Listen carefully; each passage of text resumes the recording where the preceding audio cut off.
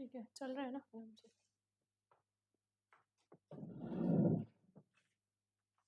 Good afternoon all of you. तो आज मैं आप सबके सामने लेके आई हूँ 100 MCQs, ठीक है। तो ANM कॉम्पिटिशन एग्जाम के से रिलेटेड आज अपन टॉपिक्स देखेंगे, प्लस जो MCQs हैं वो सारे क्या करेंगे, सॉल्व आउट करेंगे, ठीक है। तो मैं जो भी क्वेश्चंस आते हैं, आप कंपटीशन एग्जाम देते हो, क्वेश्चन आते हैं, तो सबसे पहले क्या करना है, आपको अच्छी तरीके से क्वेश्चन को पढ़ना है, ठीक है। फिर आपको क्या मिलते हैं, 4 ऑप्शंस, ठीक है। तो ऑप्शन को स्प्लिट आउट करना सीखें। स्प्लिट आउट मतलब समझ रहे हो, स्प्लिट आउट करना मतलब कि कौन सा हो सकता है और कौन सा बिल्कुल उस आंसर क्वेश्चन के मिलना जुलता ही नहीं है। समझ रहे हो बात को, ठीक है। तो ये सारी चीजें क्या पहले ही सीख लो कि अगर आपको क्वेश्चन समझ नहीं आ रहा है तो एक बार नहीं 2 बार गो थ्रू करो, ठीक है। और अगर अगर क्वेश्चन समझ नहीं आ रहा है तो 2 बार 3 बार ऑप्शंस पढ़ो। हालांकि में इतना टाइम नहीं मिलता है, बट आप गो थ्रू करोगे तो चीजें क्या होगी, समझ में आएगी, ठीक है ना।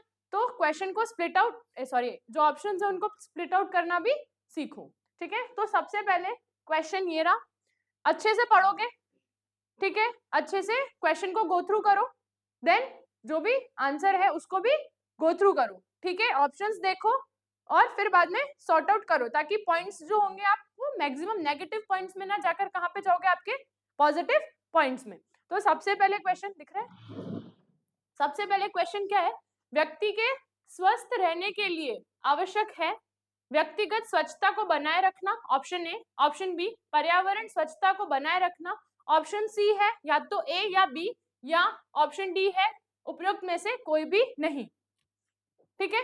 तो मेनली क्वेश्चन क्या कहना चाह रहा है कि आपकी हेल्थ को मेंटेन करने के लिए क्या जरूरी है, स्वास्थ्य को मेंटेन करने के लिए क्या जरूरी है। तो ऑप्शन क्या है, व्यक्तिगत स्वच्छता बनाए रखना, पर्यावरण स्वच्छता को बनाए रखना, या फिर ए या बी, या फिर उपयुक्त में से कोई भी नहीं। मेनली क्या करोगे, आप खुद की हाइजीन मेंटेन करोगे तभी तो आप हेल्दी रह पाओगे, हैं। और बाहर आपका एनवायरनमेंट अगर सही रहेगा तो ये आप बिल्कुल हेल्दी रह पाओगे, ठीक है। और ऑप्शन सी क्या दे रखा है, या तो ए या बी दोनों, या फिर उपयुक्त में से कोई नहीं, ठीक है। पढ़ो अच्छे से और उसको अच्छे से जवाब दो उसका, ठीक है। तो मेनली क्या है, आपकी हेल्थ को मेंटेन करने के लिए क्या जरूरी है, आपका खुद का हाइजीन मेंटेन करना, प्लस आपको पर्यावरण एनवायरनमेंट है उसको एकदम सही रखना। तो option C is a correct answer. Next question पे चलते हैं। निम्न में से व्यक्तिगत स्वच्छता में शामिल है, ऑप्शन है मुख की देखभाल, ऑप्शन बी पेरिनियल क्षेत्र की देखभाल, सी पैरों की देखभाल, या उपयुक्त में से सभी है। मेनली जो खुद की व्यक्तिगत स्वच्छता है, मतलब जो पर्सनल हाइजीन जिसको अपन कह सकते हैं, ठीक है, उसके अंदर आप मुख की देखभाल करते हो कि नहीं करते हो। देन उसके बाद में पेरिनियल क्षेत्र की देखभाल, ठीक है, और फिर पैरों की देखभाल, या ऑप्शन डी उपयुक्त में से सभी। ये तीनों जो चीज है आप क्या करते हो, हाइजीन मेंटेन करने के लिए करते हो, ठीक है। आपके जो हेल्थ को मेंटेन करते हैं, हेल्थ को मेंटेन करने के लिए आप ये सारी चीजें करते हो कि नहीं करते हो, ठीक है। तो option D is a correct answer, ठीक है। क्लियर आउट है, क्वेश्चन समझ आया, अच्छी तरीके से अपन ने क्या किया, ऑप्शन को स्प्लिट भी करा है और अच्छे से पढ़ा भी है, ठीक है ना। अगर आप इन चीजों को गो थ्रू करोगे, इन चीजों को अच्छी तरीके से पढ़ लोगे, तो आपको पता चल जाएगा कि क्वेश्चन क्या कहना चाह रहा है। अगर आप क्वेश्चन को अच्छे से गो थ्रू कर लोगे तो पता चल जाएगा कि ऑप्शन क्या है। कंप्लीट क्लियर है पीछे तक, ठीक है। नेक्स्ट पे चलते हैं। निम्न में से व्यक्तिगत स्वच्छता बनाए रखने का लाभ है, ऑप्शन ए, ये व्यक्ति को स्वस्थ बनाए रखने में सहायक है, ऑप्शन बी, इससे व्यक्ति को सुहाना लगता है, ऑप्शन सी, यह व्यक्ति में अनेक बीमारियों की रोकथाम में सहायक है, या ऑप्शन डी उपयुक्त में से सभी, ठीक है। क्या है भाई, व्यक्तिगत स्वच्छता बनाए रखने का क्या लाभ होता है, आप पर्सनल हाइजीन मेंटेन करोगे तो क्या होगा, आपको अच्छा लगेगा, आप बीमारियों से दूर रहोगे, प्लस आपकी जो हेल्थ है वो क्या रहेगी, एकदम ओके, एकदम फिट। तो option D is a correct answer. Next देखते हैं, निम्न में से हाइजीन का अर्थ क्या है, ऑप्शन ए स्वच्छता, ऑप्शन बी प्रदूषण, ऑप्शन सी टीकाकरण, या ऑप्शन डी अच्छा कार्य, ठीक है। भाई जो हाइजीन से रिलेटेड क्या वर्ड है, हाइजीन को क्या बोलते हैं हिंदी में, प्रदूषण मतलब पॉल्यूशन है। कितने टाइप के पॉल्यूशन होते हैं, एयर पॉल्यूशन, नॉइज पॉल्यूशन और वाटर पॉल्यूशन। ठीक है, मेनली ये 3 तरह के पॉल्यूशन होते कि नहीं होते? टीकाकरण, ये तो क्या है, इम्यूनाइजेशन। ठीक है, और अच्छा कार्य मतलब गुड वर्क। ठीक है, तो अपना आंसर किसको जाएगा? हाइजीन, ऑप्शन ए स्वच्छता। नेक्स्ट देखो, निम्न में से ओरल हाइजीन का अर्थ है, अच्छे से क्वेश्चन देखना, ओरल हाइजीन। ठीक है, ऑप्शन ए देखा है मुख की स्वच्छता, ऑप्शन बी पेरिनियल क्षेत्र की देखभाल, ऑप्शन सी पैरों की देखभाल, या ऑप्शन डी बालों की देखभाल। ओरल हाइजीन किससे रिलेटेड है भाई? देखो, ना तो उसमें बाल होते हैं मुंह के अंदर, ना पैर होते हैं, ना आपका पेरिनियल एरिया उसके अंदर इंक्लूड होता है, तो किसकी देखभाल करते हैं अपन? Option A. ठीक है, नेक्स्ट है, मुंह की उपयुक्त देखभाल के अभाव में व्यक्ति में कौन सी समस्या उत्पन्न होती है? पढ़ने दो। ऑप्शन ए जीभ का इन्फ्लामेशन, पर्दा मतलब क्या होता है? इन्फ्लामेशन। ठीक है, मसूड़ों का, दांतों का गिरना, या फिर उपयोग में से सभी। अगर आप अच्छी तरीके से ओरल हाइजीन मेंटेन नहीं करोगे तो क्या हो सकता है आपको? ऑब्वियस बात है, जीभ का पर्दा, क्या बोलते हैं इसको? ग्लोटाइटिस। ठीक है, मसूड़ों का जिंजीवाइटिस, है ना, और दांतों का गिरना। ऑलवेज वो तो बात है, टेम्परेरी टीथ गिरते हैं, परमानेंट आते हैं, बट जो परमानेंट टीथ है वो भी गिर जाएंगे। ठीक है, क्योंकि अगर आप ओरल हाइजीन ब्रश वगैरह नहीं करोगे तो। ठीक है, तो option D is a correct answer. समझ है? क्लियर आउट हुआ? निम्न में से मुख्य स्वच्छता में शामिल है जीभ की सफाई, दांतों की सफाई, मुख गुहा की सफाई, उपयोग में से सभी।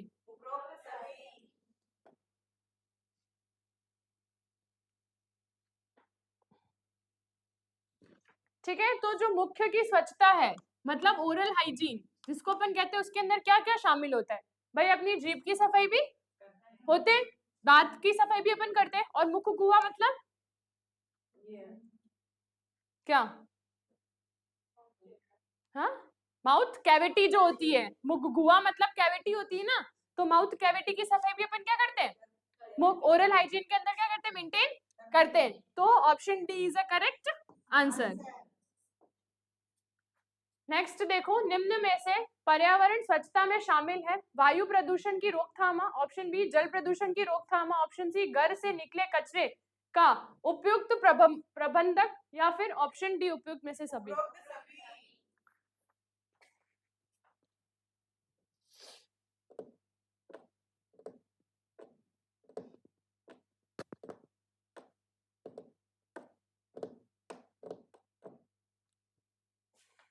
क्या भाई, जो पर्यावरण मतलब एनवायरमेंट हाइजीन के अंदर क्या क्या शामिल होती है भाई?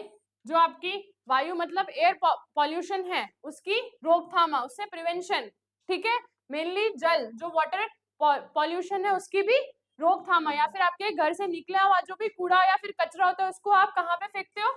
डस्टबिन के अंदर, या फिर वो जो आता है ना आजकल गवर्नमेंट्स के थ्रू चल गई है वो गाड़ी, उसके अंदर डालते हो, तो वो भी क्या है, आप उसका प्रबंध अच्छी तरीके से करते हो, किसका? जो भी घर से निकले हुए कचरे का। ठीक है ना, तो option D is a correct.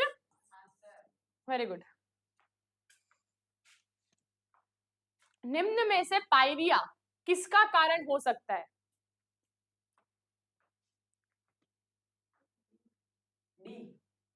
Option है अपर्याप्त मुख्य स्वच्छता, बी बालों की अपर्याप्त देखभाल, ऑप्शन सी पैरों की अपर्याप्त देखभाल, या फिर ऑप्शन डी पेरिनियम की देखभाल।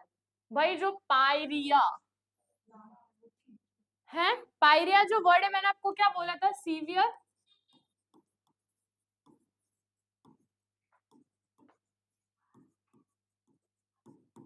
Gums inflammation related to mouth. ठीक है ना, किससे रिलेटेड है ये? ठीक है, तो पायरिया किस में होता है? गम्स में, मसूड़ों में, है ना। उसका सीवियर इन्फ्लामेशन या सीवियर पर्दा हो जाता है उसको बोलते हैं क्या? पायरिया। ठीक है, तो किससे रिलेटेड होगा भाई? Option A. अब जिसने भी डी करा है वो डी लिखेंगे, ठीक है, तो option A is a correct answer. Pyorrhoea किस अंग से संबंधित बीमारी है? ऑप्शन ए है दांत, ऑप्शन बी है पेरिनियम, ऑप्शन सी है हेयर, या फिर ऑप्शन डी है बैक। किससे रिलेटेड है? हैं? ऑप्शन क्या है? एक तो टीथ है, पेरिनियम है, हेयर और बैक है। किससे रिलेटेड है? Option A is a correct answer, ठीक है। डैंड्रफ शरीर के किस भाग से संबंधित रोग है? Option A teeth, option B perineum, option C hair, या ऑप्शन बी बैक, पीठ जिसे बोलते हैं। डैंड्रफ स्काल्प में होते हैं अपने, है ना? स्काल्प में होते हैं कि नहीं होते? ठीक है, तो सर में ही होता है। वो कहाँ पे होता है? ठीक है, तो option C is a correct. Next देखते हैं, निम्न में से टंग का संक्रमण कहलाता है जिंजिवाइटिस, ग्लोटाइटिस, ओटाइटिस मीडिया या पायरिया? ठीक है, जिंजिवाइटिस को क्या बोलते हैं? गम इन्फ्ला, ठीक है। ग्लोटाइटिस, वेरी गुड, टंग का इन्फ्लामेशन। ओटाइटिस मीडिया मतलब मिडल ईयर का इन्फ्लामेशन।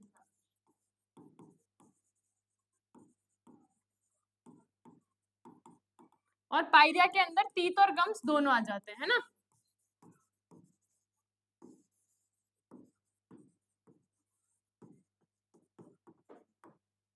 समझ आ गई बात?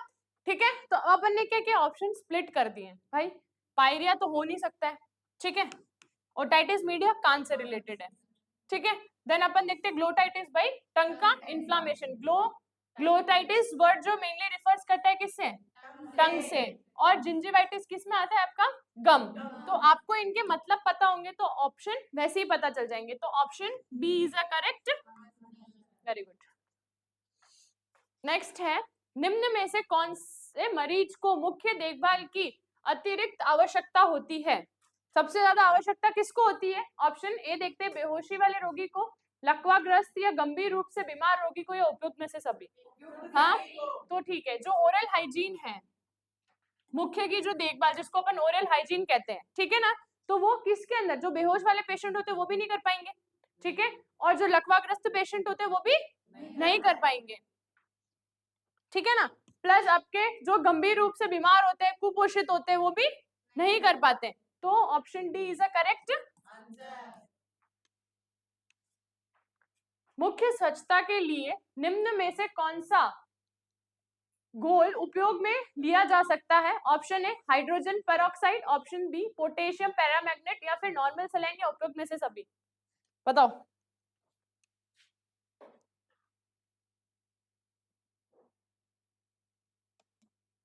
ठीक है, तो इसके अंदर क्या देख रखा है कि मुख्य की जो ओरल हाइजीन है उसके लिए अपन कौन सा सॉल्यूशन यूज में लेते हैं?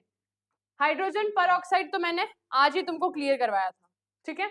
आप पोटेशियम पैरामैग्नेट भी यूज में ले सकते हो, नॉर्मल सलाइन भी आप यूज में ले सकते हो। तो ऑप्शन डी उपयुक्त में से सभी आप ओरल हाइजीन के लिए यूज में ले सकते हो। बट ये मानना है कि सबका जो रेशियो होता है वो अलग होता है, ठीक है। बाकी ये सारी चीजें आप ओरल सॉल्यूशन के लिए यूज में ले सकते हो, ठीक है। कौन कौन सी? हाइड्रोजन पेरोक्साइड, पोटेशियम पैरामैग्नेट और नॉर्मल सलाइन, ठीक है। आगे चले, नेक्स्ट है, निम्न में से एक लकवाग्रस्त रोगी के मुख्य देखभाल के लिए उपकरण आवश्यक है? ऑप्शन ए छोटा mackintosh, option B mouth gag, option C kidney tray, या फिर उपयुक्त में से सभी? ठीक है, लकवाग्रस्त पेशेंट है, ठीक है, उसकी अपन को क्या करनी है? देखभाल, ओरल हाइजीन मेंटेन करनी है। तो मेनली मैंने आर्टिकल्स के अंदर बताया था मैकिन्टोनिश शीट चाहिए होगी, ठीक है, उसके साथ साथ माउथ गैग भी चाहिए होता है ओपन करने के लिए माउथ को, है ना, और प्लस किडनी ट्रे, जो भी सॉल्यूशन उसको मुंह के अंदर से जो भी गंदा पानी वो निकालेंगे किस में रखेंगे? प्लस अपन को और क्या चाहिए होता है? टूथब्रश, हाँ, पेस्ट, सॉल्यूशन, ये अभी सारे सॉल्यूशन पढ़े, सॉल्यूशन ये सारे सॉल्यूशंस, ठीक है। और जीभ को साफ करने के लिए है ना टंग क्लीनर और towel,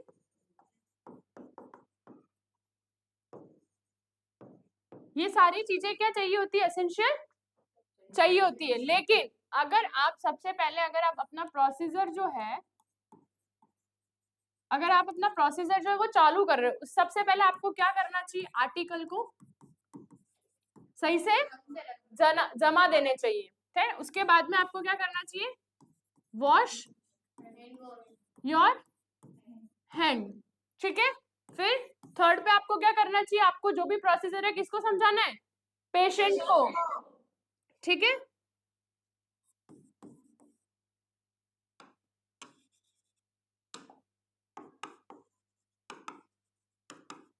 tell the patient about procedure, है ना, समझ आ रहा है, ठीक है। फिर बाद में आपको क्या करना है, आपका प्रोसीजर,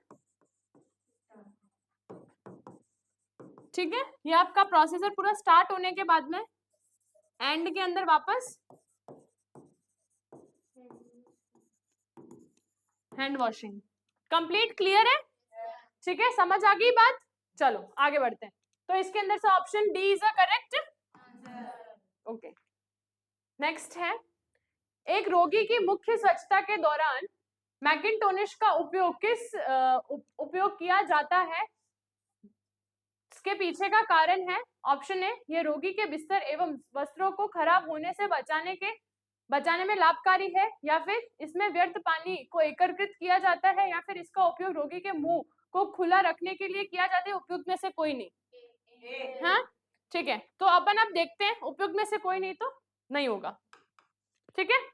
प्लस इसका उपयोग रोगी के मुंह को खुला रखने के लिए किया जाता है, तो मुंह को खुला रखने के लिए क्या किया जाता है, अपना माउथ गैग, हाँ। व्यर्थ पानी को एकत्रित करने के लिए किडनी ट्रे,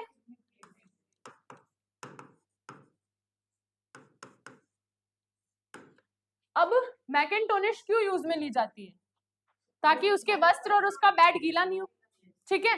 तो ये रोगी के बिस्तर में वस्त्र को खराब होने से बचाने में लाभकारी है, तो option A is a correct answer. Split करना सीखोगे, हर एक लाइन का मतलब पता होगा, तो ऑलरेडी अपना आंसर आ जाएगा, ठीक है।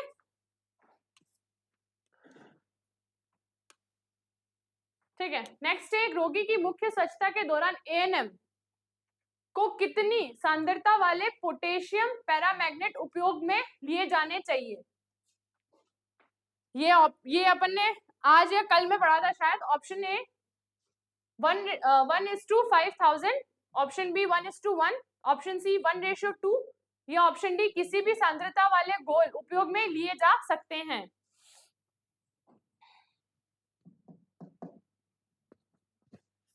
जल्दी बताओ।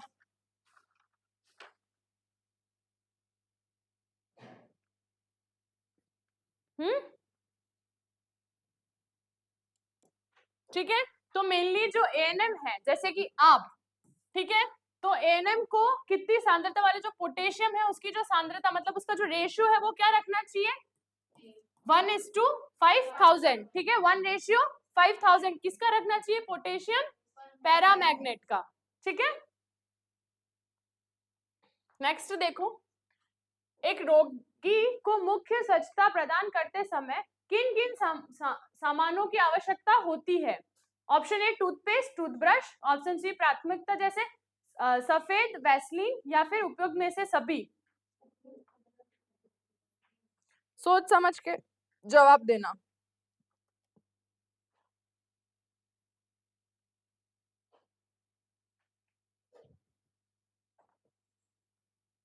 टूथब्रश, टूथपेस्ट नीडिटर है, ठीक है। सफेद वैसलीन क्यों चाहिए होती है,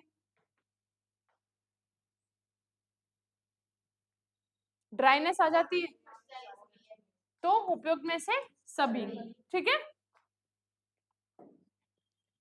नेक्स्ट देखते हैं, निम्न में से किस प्रकार के रोगी को बिस्तर स्नान की आवश्यकता होती है, बेहोश वाले मरीज, लकवाग्रस्त, या फिर दैहिक काल में बीमार अधिक कमजोर रोगी, या उपयोग में से सभी, ठीक है। जो पेशेंट क्या हो, बेहोश मरीज हो, चाहे वो लकवाग्रस्त हो, चाहे उनको कोई सर्जरी हुई हो, ट्रॉमा हो, या फिर बहुत माल न्यूट्रिशन वाले पेशेंट हो, उन सबको किसकी जरूरत होती है? बेड बिस्तर स्नान की, ठीक है, जिसको बेड बाथ भी बोला जाता है। क्या बोलते हैं?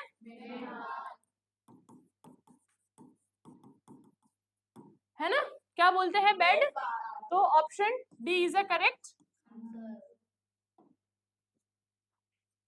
बिस्तर स्नान से आप क्या समझते हैं? ऑप्शन ए, बिस्तरों को स्नान करवाना।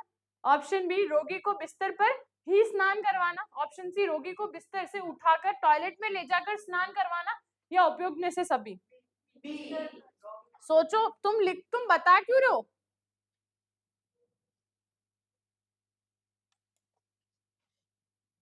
ठीक है, तो क्या है भाई, बिस्तर स्नान से अपन क्या समझते हैं कि बिस्तरों को स्नान करवाना, या फिर रोगी को बिस्तर पर ही स्नान करवाने को अपन क्या कहते हैं? Bed bath. तो option B is a correct answer. Next देखते हैं, निम्न में से मसूड़ों का प्रदाह कहलाता है? Gingivitis, glottitis, otitis media, pyorrhoea. अभी जस्ट मैंने आपको बोला था चीजें क्या है, तो option A is a correct answer. ठीक है,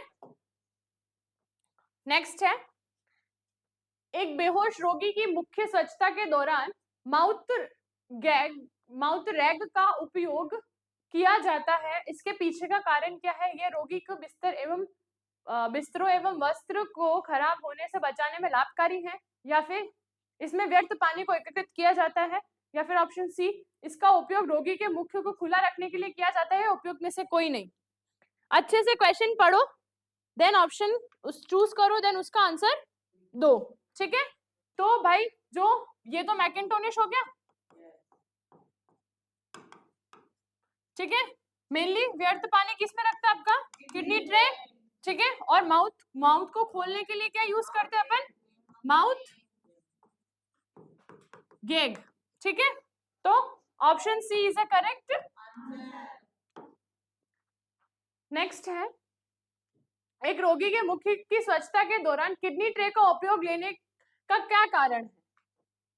कि अपन गंदा पानी इकट्ठा कर सके, भाई है ना, वही रहता है ना, व्यर्थ पानी जो रहता है उसके अंदर इकट्ठा कर सकते हैं। तो ऑप्शन ए तो नहीं है, ऑप्शन सी भी नहीं है, और ऑप्शन डी भी नहीं है। Option B is a correct.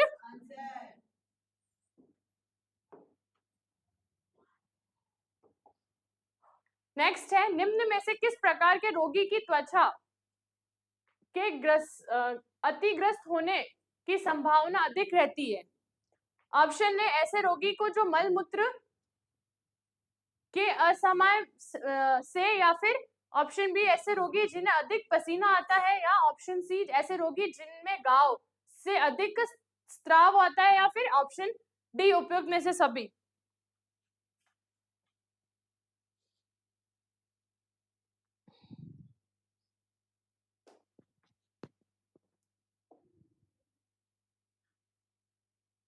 भाई इस क्वेश्चन के अंदर क्या पूछ रखा है कि जो रोगी की जो त्वचा होती है, ठीक है, वो मतलब जो ग्रसित की संभावना, मतलब जो बिल्कुल टीयर फियर हो जाती है ना, एकदम खराब हो जाती है, उसकी संभावना कब रहती है? ऐसे रोगी जो सुसु और ये क्या कहते हैं, मल या मूत्र करने में प्रॉब्लम होती है उनको, या फिर वो ऐसे रोगी जिनको अधिक पसीना आता हो, या फिर ऐसे रोगी जिनके अंदर गाव से भी कुछ चीजें निकल रही हो, डिस्चार्ज हो रहा हो। तो भाई ऐसे रोगियों की क्या होगी?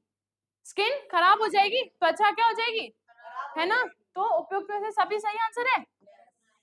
ठीक है, नेक्स्ट है, निम्न में से रोगी में होने वाले बिस्तर गाव का मुख्य कारण क्या है? आज ही डिस्कस किया है, आज ही डिस्कस किया है। 3 मेन कारण मैंने बताए थे। ऑप्शन ए नमी, ऑप्शन बी कुपोषण, ऑप्शन सी दबाव, या ऑप्शन डी उपयुक्त में से सभी। हाँ, very good. Option D, mainly bed सोर के 3 मेन कॉज है। ये क्या है? 3 मेन कॉज है, 3 मेन कारण है। कौन सा? उपयुक्त में से वेरी गुड। नेक्स्ट है, बिस्तर गाव से आपका क्या मतलब है? बिस्तर पर गाव बन जाना, ऑप्शन बी, बिस्तर से गाव का व्यक्ति के शरीर पर, बिस्तर से गावों का व्यक्ति के शरीर पर, ऑप्शन सी, लगातार एक ही स्थिति में लेटे रहने से व्यक्ति की त्वचा पर गाव का बनना, या फिर ऑप्शन डी, उपयुक्त में से कोई नहीं। क्या होता है बेड सोर? क्या होता है? बेड सोर कि एक ही स्थिति में इंसान लेटा हुआ है, उसकी आपने पोजीशन चेंज नहीं करी, तो फ्रिक्शन, नमी और नमी कुपोषण या फिर दबाव, ठीक है, इसकी वजह से आपको क्या हो जाएगा है, इसकी वजह से आपका क्या होगा,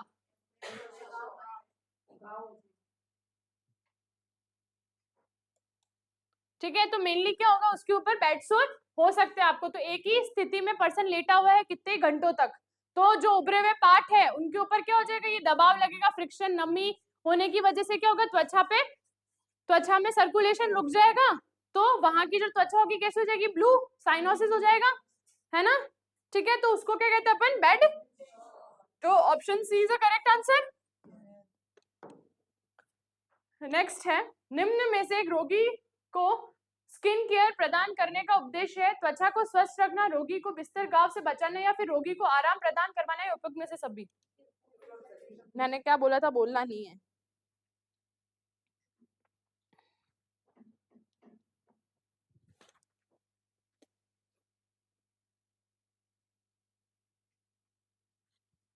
हाँ, तो भाई स्किन केयर का मतलब ये होता है कि आपकी स्किन को क्या करोगे, एकदम सही रखोगे। देन रोगी को जो बिस्तर, जो बेड सोर होते हैं उससे भी बचाओगे अगर आप क्या करोगे, स्किन केयर करोगे तो। प्लस आप क्या करोगे, रोगी को आराम प्रदान करोगे, कब, जब आप स्किन केयर करोगे तब। तो option D is a very good. आगे है, निम्न में से सुपाइन स्थिति, सुपाइन स्थिति में किस अंग में बिस्तर घाव होने की संभावना अधिक रहती है। ऑप्शन ए पीठ, ऑप्शन डी एडी, ऑप्शन सी नितंब, या फिर ऑप्शन डी उपयुक्त में से सभी। सुपाइन पोजीशन समझ रहे हो कैसी होती है, हाँ, पीठ के बल सोना, ठीक है। तो अब मुझे बताओ उससे आपको किसका मतलब कैसा बिस्तर घाव हो सकता है,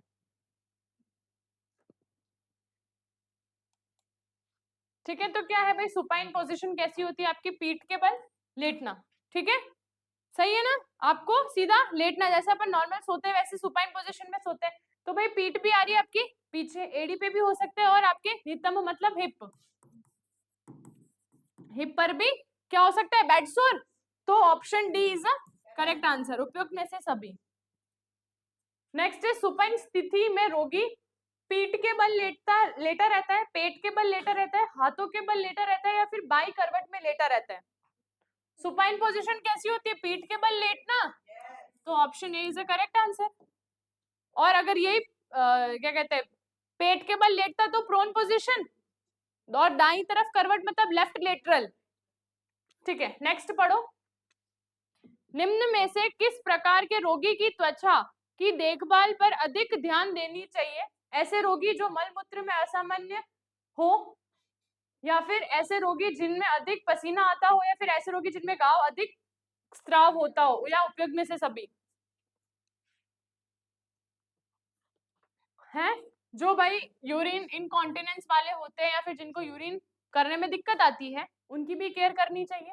या फिर ऐसे रोगी जिनको अधिक पसीना आता है, उनकी भी स्किन केयर करनी चाहिए, भाई ज्यादा पसीना आ रहा है तो पाउडर वगैरह लगाओ, ठीक है। या फिर ऐसे रोगी जिनके अंदर घाव हो रहे हैं और उसमें से कुछ डिस्चार्ज हो रहा है, तो ऑइंटमेंट वगैरह लगाओ। इन सबकी आपको क्या करनी चाहिए भाई, त्वचा की देखभाल अधिक करनी चाहिए। तो option D is a correct. Next देखते हैं, निम्न में से किन रोगियों में बिस्तर घाव होने की संभावना तुलनात्मक अधिक रहती है। ऑप्शन ए, अत्याधिक मोटे या पतले रोगी में, ऐसे रोगी जो बिस्तर पर बहुत कम या फिर हलचल करते हैं, या फिर उपयुक्त में से सभी।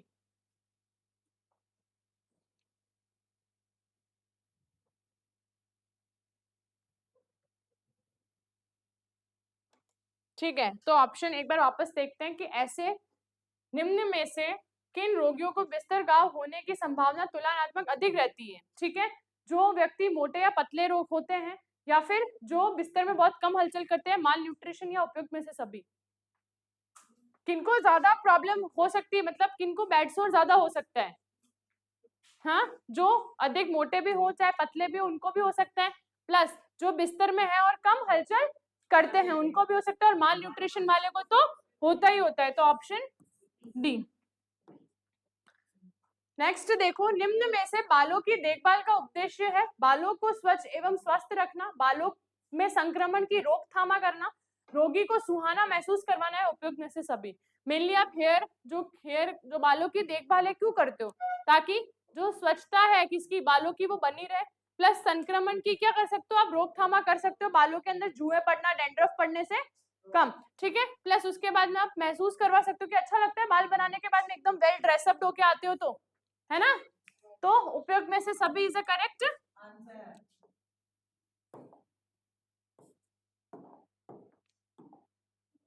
ठीक है, पेडिक्यूलोसिस से आप क्या समझते हैं? सिर में जुएं पड़ना, आहार नाल में कीड़े पड़ना, किडनी के अंदर पथरी पड़ना, या फिर अपंग होना। पेडिक्यूलोसिस पेडिक्यूलोसिस का मतलब क्या होता है? सिर में जुएं पड़ना, आहार नाल में कीड़े पड़ना, या फिर किडनी में पथरी पड़ना, या फिर अपंग होना। अपंग होने का मतलब तो हैंडीकैप, और पेडिकुलोसिस बहुत डिफरेंट वर्ड है, ठीक है। किडनी स्टोन हो जाता है, ठीक है, प्लस आहार नाल में कीड़े, तो कोई बैक्टीरिया वगैरह इन्वेस्ट कर गया होगा, ठीक है। प्लस सिर में जुएं पड़ने को क्या बोलते हैं? पेडिकुलोसिस। क्या बोलते हैं? तो option A is a correct answer. समझ में आ गया पेडिकुलोसिस मतलब?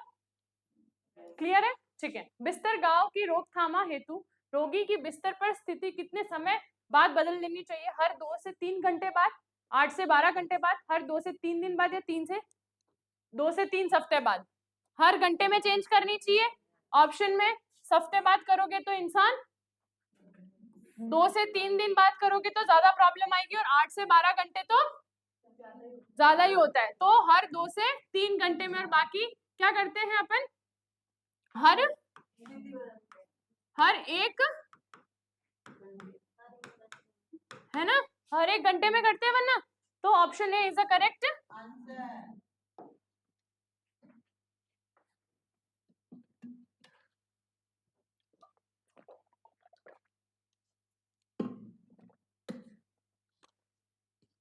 सिर में जुएं पड़ने की रोकथाम का उपाय है नियमित रूप से बालों की कंघी एवं सफाई करना, नियमित रूप से मुंह की सफाई करना, उपयुक्त में से पेरिनेल की देखभाल, या उपयुक्त में से कोई नहीं। भाई जुएं कहाँ पड़ती है? ऑप्शन देखो, नियमित रूप से बालों को कंघी एवं सफाई करना, ठीक है, या फिर मुख की सफाई करना, मुंह में थोड़ी जुएं पड़ती है, प्लस पेरिनेल की देखभाल, या फिर उपयुक्त में से कोई नहीं। तो भाई ये तो ऑप्शंस क्या करते हैं अपन, मेनली कंघी करते हैं और सफाई करते हैं। तो option A is a correct answer. किस व्यक्ति में सिर में जुएं पड़ने पर दिखाई देने वाला प्रभाव है? खुजली चलना, बेचैन रहना, खुजली के कारण सिर में घाव का हो जाना, या फिर उपयुक्त में से सभी? मेनली क्या जुएं पड़ती है सिर के अंदर तो खुजली भी चलती है, प्लस बेचैन भी रहते हैं, ठीक है, प्लस क्या होता है, खुजली के कारण घाव भी पड़ सकते हैं। तो ऑप्शन डी उपयुक्त में से। किस व्यक्ति में सिर में जुएं पड़ने पर निम्न में से कौन सी समस्या उत्पन्न हो सकती है? ऑप्शन ए खून की कमी, सिर में फ्रैक्चर, किडनी में पथरी, या फिर जननाल का संक्रमण। भाई क्यों? क्योंकि जुए से क्या हो रहा था, अभी घाव पड़ रहे थे, तो घाव से क्या खून निकल सकता है, अभी क्या पड़ रहे थे, घाव हो जा सकते हैं, तो घाव से खून निकल सकते, तो क्या खून, क्योंकि वो खून ही चूसती है मेनली, तो खून की ऑप्शन ए। निम्न में से रोगी में होने वाले बिस्तर घाव का कारण क्या है? नमी, कुपोषण, दबाव, या उपयुक्त में से सभी? पढ़ लिया था ये तो, ठीक है। आंख की सफाई, ऑप्शन ए किस तरीके से करते हैं, ठीक है, आंतरिक कैंथस से बाह्य कैंथस की और बाह्य कैंथस से आंतरिक कैंथस की और करनी चाहिए, या किसी भी क्रम में की जा सकती है, महीने में 1 बार ही करनी चाहिए?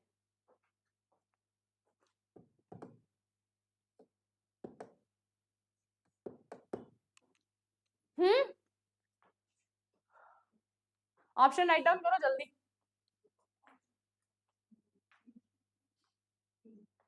क्लियर हो सब? लिख दिया? ठीक है, अब मैं बताती हूँ। आंतरिक कैंथस से बाह्य कैंथस मतलब इसके अंदर क्या है? Inner to outer, first option यही बोल रहे हैं, है ना?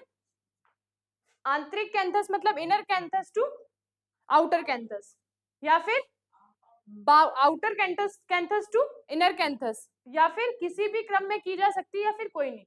तो भाई किसी भी क्रम में तो महीने में एक बार तो डेली करते हैं।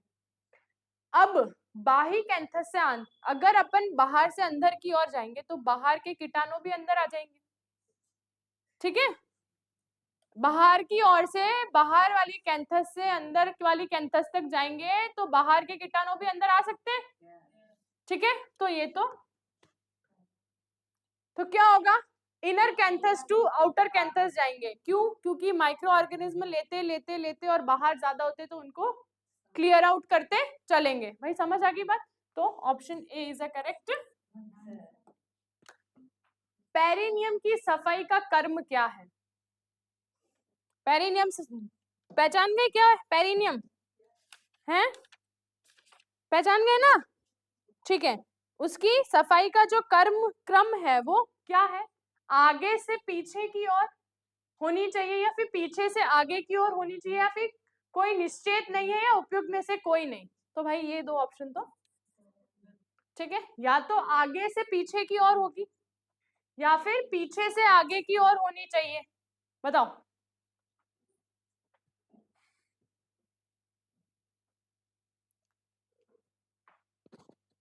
अभी आई से रिलेट करो ना इस चीज को, हैं?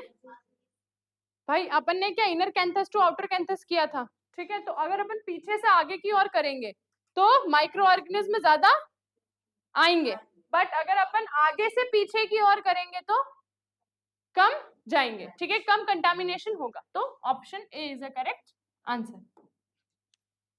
निम्न में से किस प्रकार के रोगी में पेरिनियम की देखभाल के दौरान अतिरिक्त देखभाल की आवश्यकता होती है? ऐसे रोगी मल मूत्र में असमन से पीड़ित रहे, या फिर ऐसे रोगी जो जननाल के संक्रमण से पीड़ित है, या फिर ऐसी महिला रोगी जिसमें यौन स्रावित अधिक हो रहा हो, या उपयुक्त में से सभी?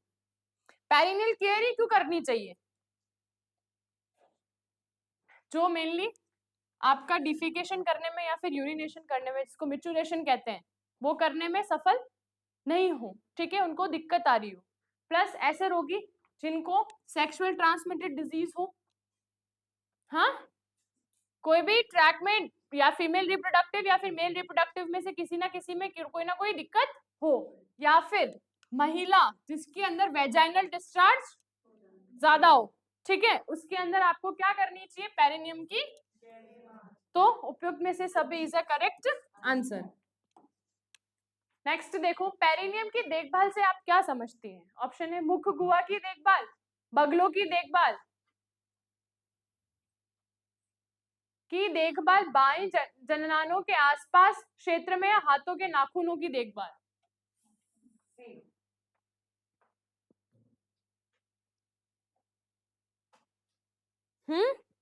मेनली मुख गुहा की देखभाल तो ओरल हाइजीन, ठीक है? बगलों की देखभाल मतलब आर्म पिट्स एक्सिला हाइजीन, ठीक है? और ऐसे रोगों की देखभाल जो बाएं जननांगों के आसपास हो रही है, ठीक है? आपके जो भी रिप्रोडक्टिव ऑर्गन्स है उसके आसपास सफाई करना, उसे कोई पेरिनियल कहते हैं ना भाई, ठीक है? तो option C is a correct answer. और हाथ के नाखूनों की सफाई करना नेल्स हाइजीन या फिर वो हैंड हाइजीन के अंदर इंक्लूड होता है। नेक्स्ट देखते हैं, एक व्यक्ति की आवश्यकता कितनी प्रकार की होती है? शारीरिक आवश्यकता, सामाजिक, आध्यात्मिक आवश्यकता, या उपयुक्त में से सभी? ठीक है, मेनली फिजिकल नीड हो गई, सोशल नीड हो गई, आध्यात्मिक स्पिरिचुअल नीड सबको होती है, ठीक है? तो option D is a correct. Next है, एनीमा से आप क्या समझते हैं? ऑप्शन है आंत की सफाई के लिए मलाशय से होते हुए द्रव्य प्रविष्ट करना, या औषधि या पोषक पदार्थ प्रवेश करवाना, ठीक है? या फिर ऑप्शन बी मूत्र मार्ग से होते हुए मूत्र की निकासी हेतु मूत्राशय में नली प्रविष्ट करना, या फिर ऑप्शन सी नाक या मुंह से होते हुए आमाशय में एक नली प्रविष्ट करना ताकि रोगी को पोषण दिया जा सके, या फिर ट्रेकिया में क्रमित छिद्र बनाना। एनिमा क्यों यूज में लेते हैं? मेनली स्टूल सॉफ्टनर होता है, कॉन्स्टिपेशन वाले पेशेंट को दिया जाता है, ठीक है। क्यों? ताकि उनका स्टूल को क्या कर सके, सॉफ्ट कर सके। तो कैसे दे सकते हैं अपन उसको? है रेक्टम के अंदर इंसर्ट करके दे सकते हैं, ठीक है। तो option A is the correct answer. मूत्र मार्ग से होते हुए मूत्र की निकासी हेतु मूत्राशय की नली में प्रविष्ट करना, इसको कैथेटराइजेशन बोलते हैं। अरे भाई सही की गलत? ठीक है। और नाक या मुंह से होते हुए आमाशय की नली में प्रविष्ट करना, भाई वो ईटी ट्यूब वगैरह देते जो ही, ठीक है, वही है ना। चलो, तो और ट्रैकिया ट्रैकेस्टोमी ट्यूब देंगे ट्रैकिया में, है ना। तो option A is the correct.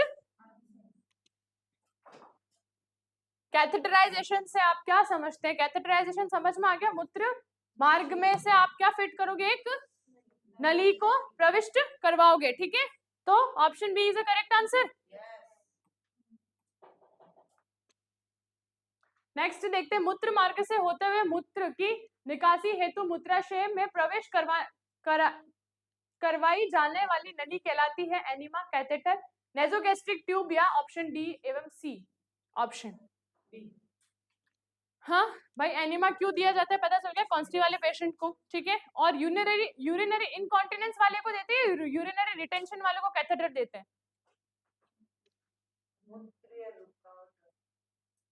क्या बोलते हैं उसको? इनकॉन्टिनेंस मतलब ज्यादा जाना, रिटेंशन वालों को ही देंगे ना। तो option B is a correct answer. नली प्रविष्ट कराते कहाँ पे? मूत्राशय में, या फिर मूत्र मार्ग से होते हुए मूत्राशय के अंदर क्या, यूरिनरी ब्लीडर के अंदर क्या नली को अपन ने क्या करवा दी, इंसर्ट करवाई है। तो उसको क्या बोलते हैं? कैथेटर। नॉर्मल लाइफ में सब हॉस्पिटल गए हैं, सबने देखा है। हाँ भाई, पीछे गए हुए हो ना, हॉस्पिटल गए हो, देखा है सबने यूरी बैग और कैथेटर वगैरह। जो भी ट्रॉमा वाले पेशेंट होते हैं, चाहे आईसीयू वगैरह में एडमिट होता है, आजकल तो नॉर्मल वार्ड्स के अंदर भी यूज में आने लग गया है ना। यूरी बैग लटक रहा होता है, साथ में बाद में एक पाइप जाए, तो वो कहाँ पे इंसर्ट हुई? आपके मूत्र मार्ग से होते हुए मूत्र के मूत्राशय के अंदर, मतलब यूरिनरी। समझ गए बात? कब्ज से ग्रसित रोगी के उपचार हेतु उपयोग में ली जाने वाली नर्सिंग प्रक्रिया है एनिमा, कैथेटराइजेशन। मुख्य स्वच्छता या उपयोग में से कोई नहीं। भाई मेनली देख लो, कब्ज मतलब कॉन्स्टिपेशन में आप क्या लोगे? बड़ों को एनिमा, छोटे बच्चों को सपोजिटरी, ठीक है। समझ आ गई बात? बड़ों में क्या दोगे, बाकी छोटों में, बच्चों के अंदर लगती है सपोजिटरी, ठीक है। तो भाई एनिमा ही देते हो ना। कोई भी कब्ज से ग्रसित पर्सन को क्या दोगे? एनिमा या कैथेटराइजेशन, या फिर उसकी मुख की स्वच्छता देखोगे? क्या देखोगे? एनिमा दोगे ना। तो option A is the correct answer. एक रोगी मूत्र अवरोध मतलब यूरिनरी क्या है, उसका रिटेंशन की समस्या से ग्रसित है। इस समस्या के उपचार हेतु उपयोग में ली जाने वाली प्रक्रिया है एनिमा, कैथेटराइजेशन। मुख की स्वच्छता या उपयोग में से कोई नहीं। अभी मैंने तुम्हें जस्ट प्रीवियस क्वेश्चन में यही चीज बोली थी कि अपन यूरिन रिटेंशन में लगाते हैं, यूरिन इनकॉन्टिनेंस में लगाते हैं। भाई यूरिन इनकॉन्टिनेंस मतलब मूत्र नहीं रोका जा सकता है, ठीक है, इतना ज्यादा जाता है। लेकिन यूरिन रिटेंशन में अपन क्या आता है, मूत्र नहीं निकलता है ना, हाँ रुक जाता है, नहीं निकलता है ना किसी भी कारणवश, है ना।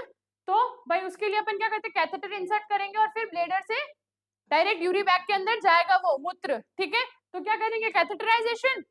अरे बोलो, है ना। तो option B is a correct. Good. Next देखते हैं, निम्न में से कैथेटराइजेशन का उद्देश्य क्या है? मूत्राशय को खाली करना, मूत्राशय का नमूना लेना, कठोर मल को मुलायम कर बाहर निकालने के लिए। ऑप्शन डी या ए या बी।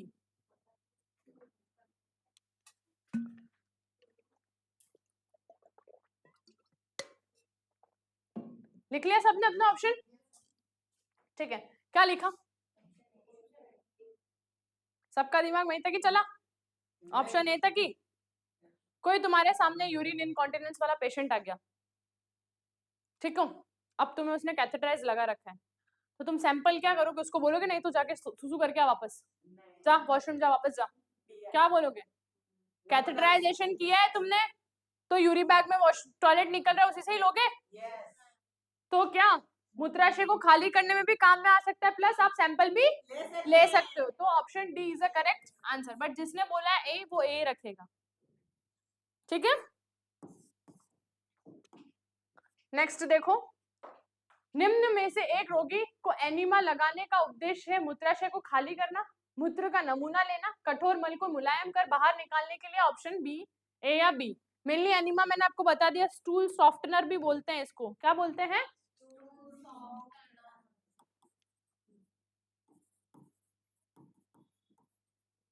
ठीक है, एनिमा को क्या बोला जाता है? Stool softener. स्टूल सॉफ्टनर मतलब अब आपका जो स्टूल है, आपको क्या हो रहा है? कॉन्स्टिपेशन, ठीक है। तो आपका स्टूल कैसा हो गया? हार्ड, मतलब आपका मल कैसा है? कठोर हो गया है ना, ठीक है। तो उसको मुलायम करने के लिए आप क्या दोगे?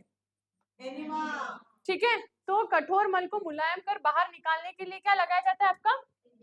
तो option C is a correct answer. निम्न में से कौन सा वाक्य सही है?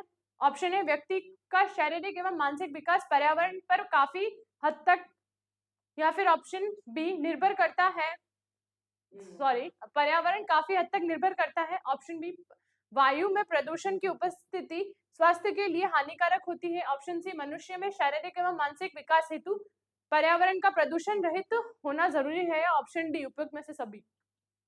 भाई व्यक्ति को एकदम टोटल स्वस्थ रहने के लिए किन किन चीजों की आवश्यकता होती है? हुआ क्लियर? कौन सा वाक्य सही है, कौन सा है? ठीक है, और सबका ऑप्शन डी, ठीक है। अब सॉल्व करते हैं कि व्यक्ति का शारीरिक एवं मानसिक विकास पर्यावरण पर काफी हद तक निर्भर करता है। भाई पर्यावरण मतलब एनवायरनमेंट में, ठीक है, उसकी शारीरिक, मेन ऑलवेज बात है, शारीरिक और मानसिक अच्छा दिखेगा, अच्छा रहेगा, ठीक है। और एनवायरनमेंट सही रहेगा तो फिजिकल भी सही रहेगा, तो ये तो क्या है? सही है। निर्भर, वायु में प्रदूषण की उपस्थिति में स्वास्थ्य के लिए हानिकारक, भाई सही बात है, एयर पॉल्यूशन होगा तो अपने स्वास्थ्य के लिए क्या है? रेस्पिरेटरी डिजीज हो सकती है, सीओपीडी, हाँ, क्रॉनिक ऑब्स्ट्रक्टिव पल्मोनरी डिजीज है ना, अस्थमा, बोलो, हो सकता है। प्लस मनुष्य में शारीरिक एवं मानसिक विकास हेतु पर्यावरण का प्रदूषण रहित होना जरूरी है। अगर आपका शारीरिक प्लस मानसिक आपको विकास चाहिए तो आपका जो पर्यावरण के अंदर जो प्रदूषण है वो नहीं होना चाहिए, समझ रहे हो? तो उपयुक्त में से सभी से करेक्ट, वेरी गुड। जिसने भी बोला था अभी फर्स्ट बेंच पे कौन बैठी थी? वो सरोज के पास में, ठीक है। नेक्स्ट है, निम्न में से स्वास्थ्यकर जल की विशेषता है, इसमें रोगाणु अनुपस्थित होते हैं, यह हानिकारक रसायन रहित होता है, या गंधहीन होता है, या फिर उपयुक्त में से सभी। जो शुद्ध जल होता है उसी की बात हो रही है शायद यहाँ पे, है ना, प्योर वाटर, क्या बोलते हैं? Pure water. प्योर वाटर क्या होता है? उसके अंदर बैक्टीरिया होते हैं, केमिकल्स होते हैं, उसके अंदर गंदगी होती है, ठीक है। तो उपयुक्त में से सभी, ऑप्शन डी।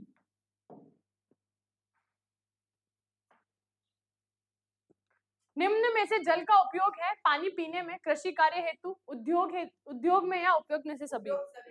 भाई जल का कार्य तो बहुत ज्यादा, जल तो बहुत ज्यादा इंपॉर्टेंट है, एसेंशियल चीज है एक तरह की, बहुत ज्यादा इंपॉर्टेंट चीज है कि नहीं है? तो पानी पीने में भी काम आता है, प्लस फार्मर्स में भी काम आते हैं, उद्योग में भी, कोई भी छोटे मोटे काम में भी, तो उपयुक्त में से सभी। नेक्स्ट है, निम्न में से पर्यावरण में जैविक घटक में शामिल है, पेड़ पौधे, सूक्ष्म जीव, पशु आदि, जलवायु, मर्द, इमारतें, कल काल कारखाने आदि, सामाजिक परंपराएं, रीति रिवाज, रोध्यताएं आदि, या फिर धूल धुआं गैस आदि। बताओ क्या शामिल है? हाँ तो बताओ भाई, क्या पर्यावरण में जैविक घटक में शामिल क्या है? पर्यावरण मतलब वातावरण, क्या शामिल है उसके अंदर? सूक्ष्म जीव और पशु और आदि, समझ गए? वही क्वेश्चन में पर्यावरण से हटके सामाजिक घटक में क्या शामिल हो सकता है? हाँ ठीक है, ऑप्शन सी, सामाजिक परंपरा, रीति रिवाज, ठीक है, ये सब शामिल होता है। नेक्स्ट देखते हैं, प्रदूषित जल के सेवन से होने वाली बीमारियां कौन कौन सी है? पोलियो, हेजा, हेपेटाइटिस ए या उपयुक्त में से सभी? Hepatitis A. हेजा क्या होता है? कोलेरा, विब्रो कोलेरा से होता है, ठीक है। और पोलियो भी मेनली होता है, ठीक है। वाटर से इन्फेक्टेड आप बिल्कुल प्रदूषित जल पी लोगे तो पोलियो भी हो सकता है, हेजा भी हो सकता है, प्लस हेपेटाइटिस ए भी हो सकता है। तो option D is a correct. Next है, जल का सबसे मुख्य स्रोत कौन सा है? वर्षा, झरने, नदी, तालाब? हाँ, मेन सोर्स क्या है भाई? वर्षा होगी तभी झरने आएंगे, तभी नदी बनेगी और तभी तालाब भरेगा। तो ऑप्शन ए। निम्न में से भूमिगत जल का स्रोत है, भूमिगत मतलब भूमि से, ठीक है, तो कुएं, झरने, ट्यूबवेल, उपयोग में से तीनों?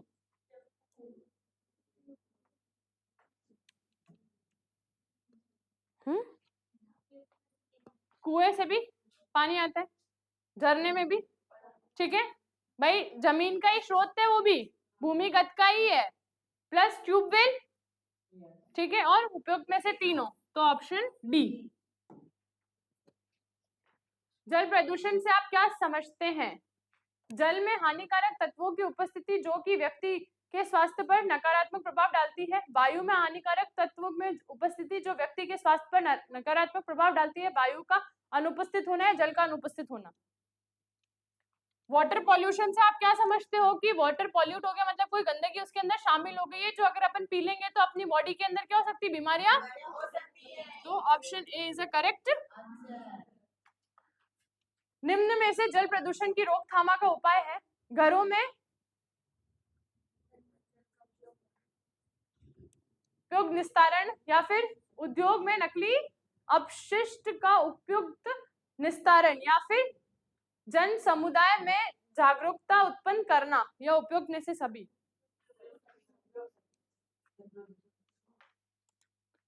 घरों में से जो गंदा जल वगैरह निकलता है, ठीक है, प्लस आप अपशिष्ट अपशिष्ट चीजें निकलती है, ठीक है, ये सब चीजें क्या है? जल प्रदूषण के रोकथाम हेतु ही उपाय कर सकते हैं ना अपन।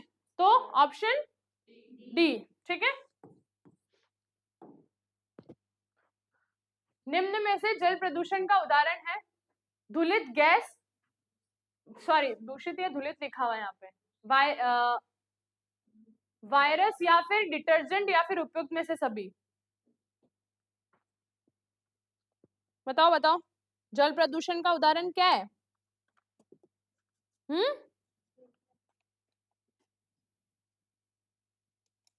भाई जल प्रदूषण गैसेस भी शामिल हो सकती है, प्लस वायरस भी जा सकते हो, डिटर्जेंट तो डिटर्जेंट मतलब समझ रहे हो, सरफ वगैरह, ठीक है। तो उपयुक्त में से जल प्रदूषण से आप क्या समझते हैं? ऐसे तत्व जो जल का शुद्धिकरण करते हैं, फिर ऐसे तत्व जो जल को प्रदूषित करते हैं, फिर ऐसा तत्व जो वायु को प्रदूषित करते हैं, फिर ऐसे तत्व जो वायु को शुद्ध करते हैं, जो जल को। तो ऑप्शन बी। निम्न में से घरेलू स्तर पर जल के शुद्धिकरण की विधि है? उबालना, फिल्टर का उपयोग करना, महीने कपड़े द्वारा छानना, या फिर उपयुक्त में से सभी? महीन कपड़े द्वारा छानना या उपयोग में से सभी? हाँ, मेनली ये सब चीजें घर पे कर सकते हो ना, उबाल भी सकते हो आप, फिल्टर का वो आरओ वगैरह यूज करते हो, प्लस आप कपड़े से भी छानते हो। तो ऑप्शन 1000 लीटर पानी में शुद्धिकरण हेतु लगभग कितने ग्राम ब्लीचिंग पाउडर की आवश्यकता होती है? 0.5 ग्राम, या फिर 2.5 ग्राम, 1.5 किलो, या फिर 3.75 किलो? 1 लीटर पानी हो गया, ठीक है, उसके अंदर कितना ब्लीचिंग पाउडर डालोगे आप?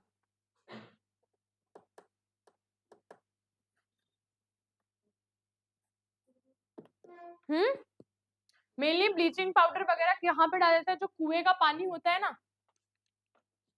है ना, जो कुएं वगैरह का पानी होता है ना वहां पे ही डाला जाता है, ठीक है। इसके अंदर मेनली आपका क्लोरीन भी आता है, आयोडीन भी आता है, सब कुछ ब्लीचिंग पाउडर के अंदर मिक्स होता है। तो डेटा बेस्ड क्वेश्चन अगर आते हैं तो सटीक एक ही आंसर होता है, कोई ऑप्शन स्प्लिट करने के चांसेस होते ही नहीं। अब इसके अंदर पूछ लिया कि तुम कितना ब्लीचिंग पाउडर डालोगे उसके अंदर, तो 0.5 ग्राम, 2.5 ग्राम या फिर किलो तो डाल नहीं सकते हो, ठीक है, तो ग्राम में ही जाएंगे, ठीक है। तो ऑप्शन बी 2.5 ग्राम, ठीक है, नोट कर लेना इसको। नेक्स्ट है, कुएं के जल को शुद्ध करने के लिए कौन सा रासायनिक का उपयोग किया जा सकता है? हाइड्रोजन पर ऑक्साइड, डिटॉल, ब्लीचिंग पाउडर या सेवलॉन? अभी जस्ट मैंने एक चीज बताई थी, हैं? अभी मैंने बताया ही था कि कुएं के जल को शुद्ध करने के लिए मेनली ब्लीचिंग पाउडर इस्तेमाल किया जाता है, तो ऑप्शन सी। वायु प्रदूषण से आप क्या समझते हो भाई?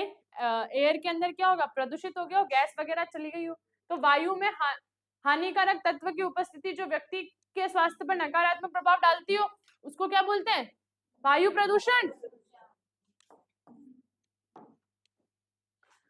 वायु प्रदूषक से आप क्या समझते हैं?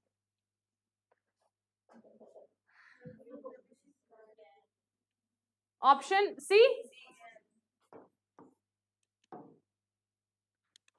100 लीटर जल के शुद्धिकरण हेतु लगभग कितना क्लोरीन की गोली की आवश्यकता होती है?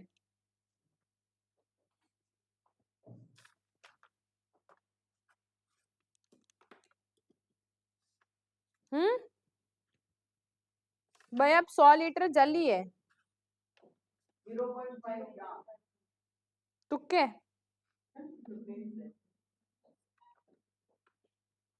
तुक्के तो नहीं लगाने।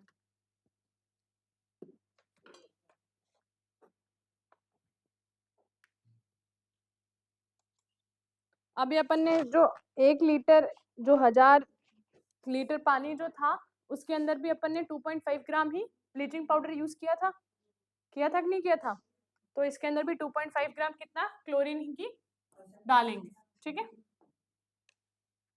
कुएं के जल के शुद्धिकरण की विधि में शामिल है कुएं में मौजूद जल की मात्रा क्लोनिक करना या फिर शुद्धिकरण हेतु आवश्यक पाउडर की मात्रा का पता करना, ब्लीचिंग पाउडर का घोल बनाए तथा उसमें कुएं में जल में मिला दे, उपयुक्त में से सभी।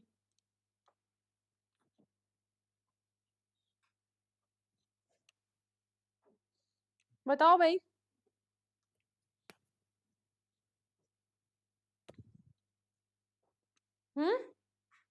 क्या करोगे? कुएं में मौजूद जल की मात्रा को देखोगे प्लस उसका शुद्धिकरण हेतु आवश्यक पाउडर जो भी चाहिए उसको मात्रा में पता करना है कितना चाहिए, फिर उसको घोल के उसके अंदर मिला देना। ये पूरी विधि बताइए तुम्हें, ठीक है। तो option D is a correct. वायुमंडल में ऑक्सीजन कितनी प्रतिशत मात्रा में पाई जाती है? बहुत इजी है, 10%, 12, 21 या 62?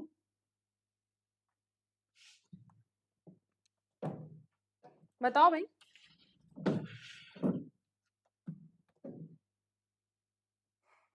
70% नाइट्रोजन, बाकी डफोड़ो 21% कितनी होती है ऑक्सीजन? अरे वाह। नेक्स्ट क्वेश्चन है, निम्न में से वायु प्रदूषक है sulphur dioxide, carbon monoxide, lead या उपयुक्त में से सभी? उपयुक्त सभी। Very good, option D. निम्न में से एक आम तथा गंभीर वायु प्रदूषक है कार्बन मोनोऑक्साइड, कार्बन डाइऑक्साइड या फिर नाइट्रोजन या फिर ऑर्गन?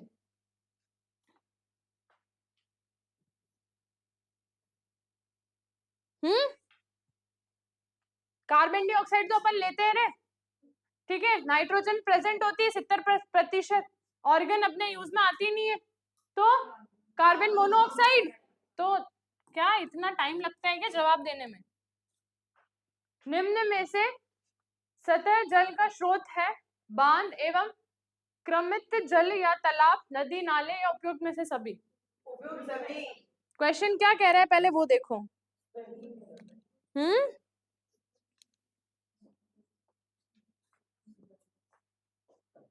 Option D.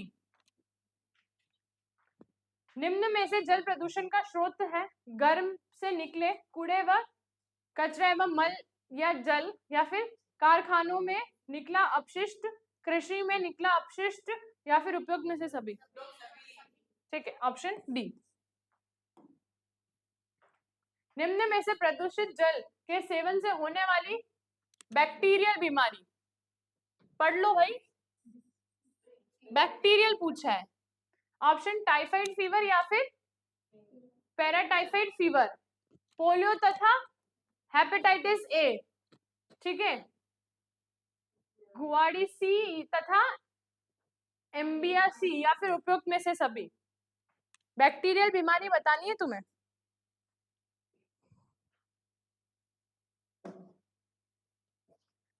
पोलियो और हेपेटाइटिस तो वायरस है, है ना। प्लस नीचे ये सारे, ये दो पैरासाइट दे रखे हैं आपको, अमीबा और ये, ठीक है, और उपयुक्त में से सभी तो हो ही नहीं सकते, तो तीन तो कट गए भाई। टाइफाइड, सालमेना टाइफाइड, सालमेना टाइफी बैक्टीरिया है कि नहीं है, तो फिर इतना टाइम कैसे लगा। Option A. निम्न में से प्रदूषित जल के सेवन से होने वाले वायरल बीमारी, अब क्या आ गया है, वायरस। तो भाई ये तो था बैक्टीरिया, ये थे पैरासाइट, उपयुक्त में से उपयुक्त में से सॉरी, ऑप्शन बी। निम्न में से प्रदूषित जल को सेवन होने वाली प्रोटोजोअल बीमारी, सी वाली, ऑप्शन सी। कुएं के जल के शुद्धिकरण हेतु उपयोग में लिए जाने वाले रासायनिक पदार्थ, आयोडीन, ब्लीचिंग पाउडर, बिटाडीन या calcium carbonate, bleaching powder, option B. निम्न में से हॉरोक उपकरण का संबंध है जल में शुद्धिकरण, कैंसर की रोकथाम, गर्भावस्था की रोकथाम या गांव की ड्रेसिंग से।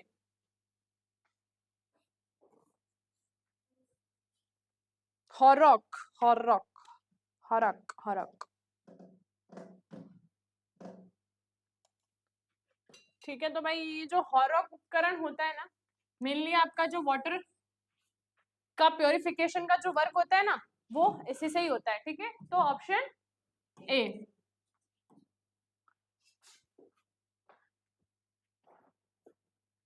नेक्स्ट है वायु में सर्वाधिक मात्रा में पाए जाने वाली gas, nitrogen, oxygen, carbon dioxide या ओजोन। नाइट्रोजन कितनी प्रतिशत होती है, 70%, ठीक है, ऑप्शन ए। नेक्स्ट है बड़े स्तर पर जल का शुद्धिकरण हेतु की जाने वाली प्रक्रिया के चरण में शामिल है संग्रहण, निष्पन्न या फिर क्लोरीनीकरण या फिर ओजोनीकरण, बताओ।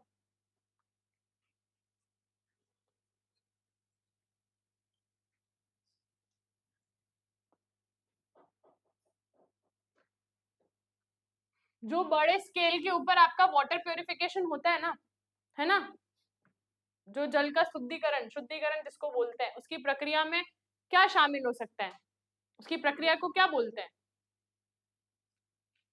क्लोरीन डालते हैं, तो ये तो नॉर्मल कुएं वगैरह में डालते हैं, ठीक है। और ये संग्रहण और ये निष्पदन वाली भी छोटी स्केल्स में होती है, ठीक है, बॉइलिंग वगैरह और ये सारी इसी के अंदर ही आ जाती है। प्लस ओजोनीकरण जो होता है वो आपकी लार्ज स्केल में होती है। तो ऑप्शन, निम्न में से वायु प्रदूषण का कारण क्या है। उद्योगों में से निकले धुआं, वाहन से निकला धुआं, या फिर माइनिंग गतिविधियां, या उपयोग में से सभी। सब में से क्या निकलता है, निम्न में से वायु प्रदूषण का खतरा है। ऑप्शन ए सांस लेने विकार जैसे अस्थमा, जान, ब्रोंकिटाइटिस या फिर एम्फाइसीमा आदि, आंखों में जलन एवं आंखों से आंसू आना, या फिर गर्भपात समय, पूर्व प्रसव तथा जन्म के समय कम वजन वाले बच्चों का पैदा होना, या उपयुक्त में से सभी। ठीक है, तो सारे क्या है, ये वायु प्रदूषण के। अम्ल वर्षा से आप क्या समझते हैं, अम्ल मतलब एसिड, ठीक है, से आप क्या समझते हो। जैसे आप मेरी बात सुनो, 0 से सबने पीएच स्केल देखी है, ठीक है, अपन पीएच स्केल की बात कर रहे हैं, ठीक है। ये क्या है, स्टार्टिंग 0, ये आपका है न्यूट्रल पॉइंट, कहाँ तक होती है? ठीक है, 7 से ऊपर एसिडिक, एसिडिक मतलब अम्ल, क्लियर? 7 से नीचे बेस, जिसको एल्कलाइन भी बोलते हैं, है ना? आपके इसमें शेर ये करके कुछ बोलते हैं, शार करके, ठीक है, समझ आ गई बात? तो अम्लीय वर्षा से आप क्या समझते हैं? ऑप्शन देखो, वर्षा के जल में पीएच का 7.0 से कम हो जाना, या फिर वर्षा के जल में पीएच 5.6 से कम हो जाना, या फिर आकाश में हाइड्रोक्लोरिक अम्ल की वर्षा होना, या फिर आकाश में सल्फ्यूरिक अम्ल की वर्षा होना। बताओ अब। अभी मैंने तुम्हें बता दी पीएच स्केल क्या होती है, ठीक है? तुम उसके अकॉर्डिंग आंसर फाइंड आउट करो।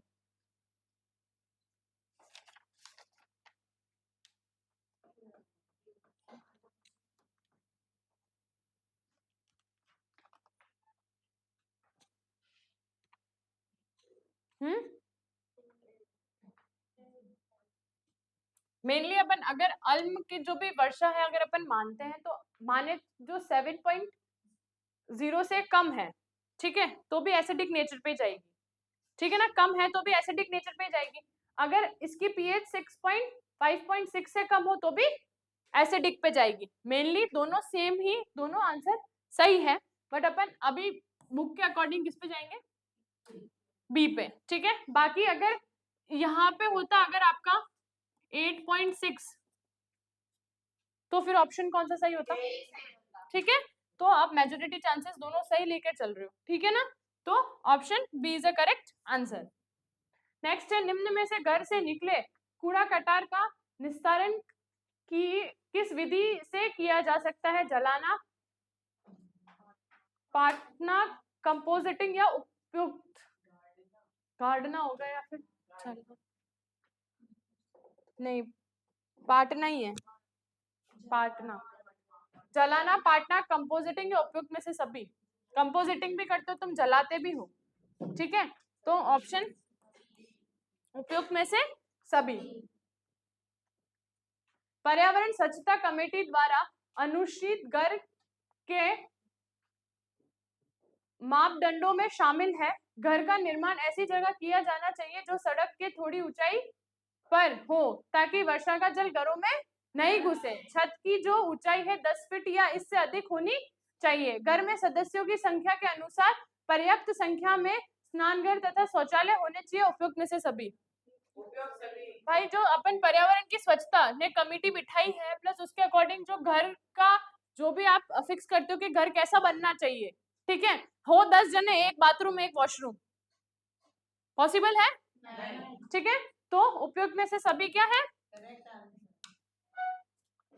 निम्न में से अच्छे प्रकाश की विशेषताओं में शामिल है, यह अत्यधिक चमक या चकाचौंध से रहित होना चाहिए, प्रकाश क्षेत्र में छाया अनुपस्थित होनी चाहिए, इसका संपूर्ण कार्य क्षेत्र में समान बंटवारा होना चाहिए। उपयुक्त में से सभी?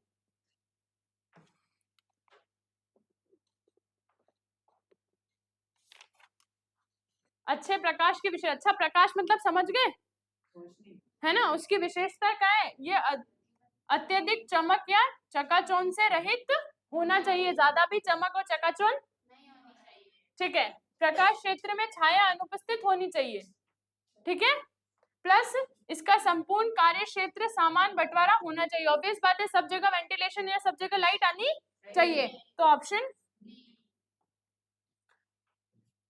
निम्न में से शोर के दुष्प्रभाव में शामिल है?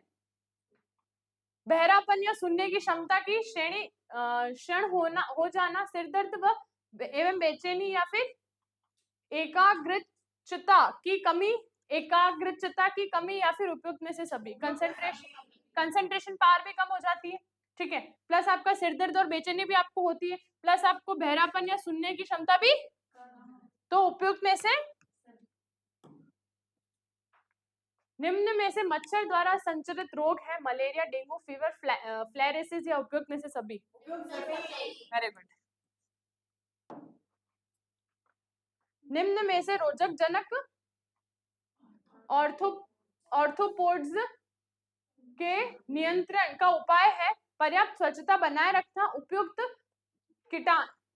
कीटनाशक की छिड़काव करना, या फिर जन समुदाय में जागरूकता उत्पन्न करना, या फिर उपयुक्त में से सभी।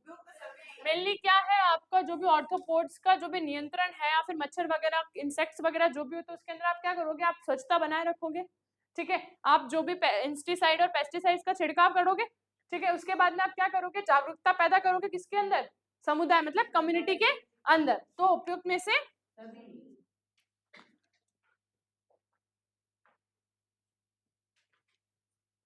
वायु में सल्फर डाइऑक्साइड की उपस्थिति व्यक्ति को कौन सी बीमारी उत्पन्न कर सकती है, अस्थमा, एम्फाइसीमा, या फिर ब्रोंकिटाइटिस, या उपयुक्त में से सभी, ठीक है। क्योंकि ये क्या हो रहा है, ये पूरा एयर पॉल्यूशन है, ठीक है। ऑप्शन अस्थमा एवं ब्रोंकाइटिस शरीर के किस तंत्र संबंधित बीमारी, पाचन तंत्र, स्वतंत्र तंत्र, उत्सर्जन तंत्र, या फिर जनतंत्र, ठीक है। रेस्पिरेटरी डिजीज है ना।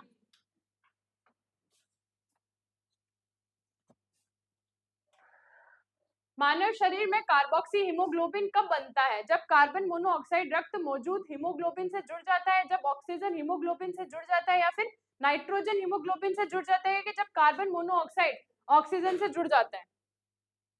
बहुत इजी है कि भाई कार्बन हीमोग्लोबिन कब बनता है, कार्बन हीमोग्लोबिन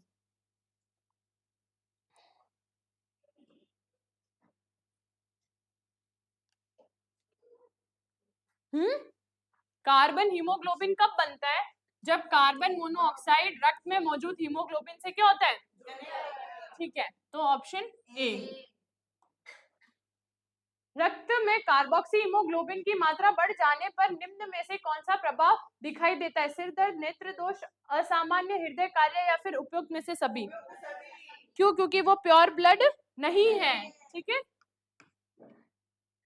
नेक्स्ट देखो, निम्न में से वायु प्रदूषण का कारण है वाहनों की अधिकता, कटाई, या फिर वाहनों से निकला धुआं, या फिर कल कारखानों के निकला हुआ धुआं, या फिर वृक्षारोपण को बढ़ावा देना। निम्न में से वायु प्रदूषण का कारण नहीं है। आप अगर पेड़ों को रोको, मतलब पेड़ों को रोपण करोगे तो क्या वो थोड़ी होगा, है वायु प्रदूषण थोड़ी होगा, उससे तो और अच्छी चीज होगी ना। निम्न में से वायु प्रदूषण की रोकथाम हेतु वृक्षारोपण को बढ़ावा देना, सीएनजी तथा एलपीजी, सीएनजी तथा एलपीजी से चलने वाले वाहनों का उपयोग को बढ़ावा देना, या फिर जन समुदाय में जागरूकता उत्पन्न करना, या उपयोग क्या करोगे, वृक्षारोपण को बढ़ाओगे, प्लस सीएनजी और एलपीजी चला जो गैसेस होते हैं वो करोगे, चलाओगे तो धुआं वगैरह भी नहीं होगा, और समुदाय के अंदर जागरूकता पैदा करोगे, ठीक है। सीवेज से क्या समझते हो, गंदा जल जिसमें मानव मल मूत्र की मूत्र भी मिले होते हैं, या फिर खेतों से निकले रसायन युक्त पानी, या फिर मल जल को निस्तारण हेतु पाइपलाइन द्वारा निस्तारण स्थल तक ले जाना, या फिर जल को शुद्ध करने हेतु उपयुक्त में से उपयुक्त में लिए जाने वाले रसायन।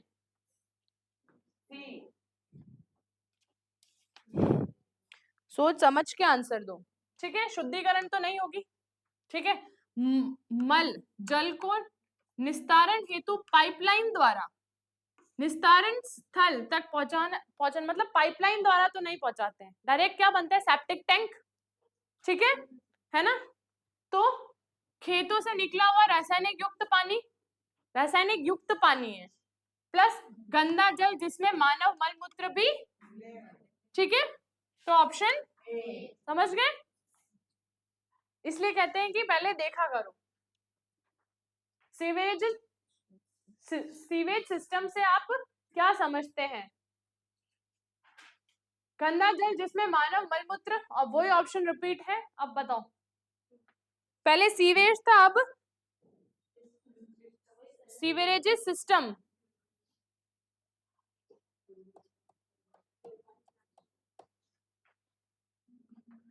Option C. सीवेज से आप क्या समझते हो?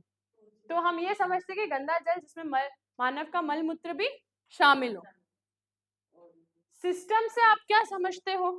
कि जल मल या जल को निस्तारण हेतु पाइपलाइन द्वारा कहाँ भेजना? सेप्टिक टैंक में।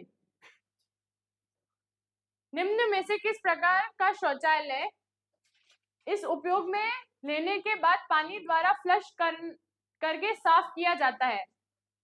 सर्व टाइप शौचालय, वोर हॉल शौचालय या फिर वाटर सील प्रकार के शौचालय उपयुक्त में से सभी?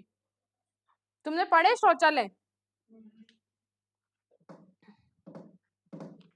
जो वाटर सील प्रकार के शौचालय होते हैं ना, उसके अंदर वाटर को फ्लश करके करते हैं, ठीक है ना? वाटर सील प्रकार के शौचालय का उपयोग करते समय निम्न में से किस बात का ध्यान रखना चाहिए? मल त्याग के बाद शौचालय में पर्याप्त मात्रा में पानी डालना चाहिए या फिर पान के समय समय पर ब्रश से साफ सफाई करनी चाहिए या फिर शौचालय में साबुन का पानी, फिनाइल आदि डालना चाहिए या उपयोग में से सभी? पक्का? तो ऑप्शन डी।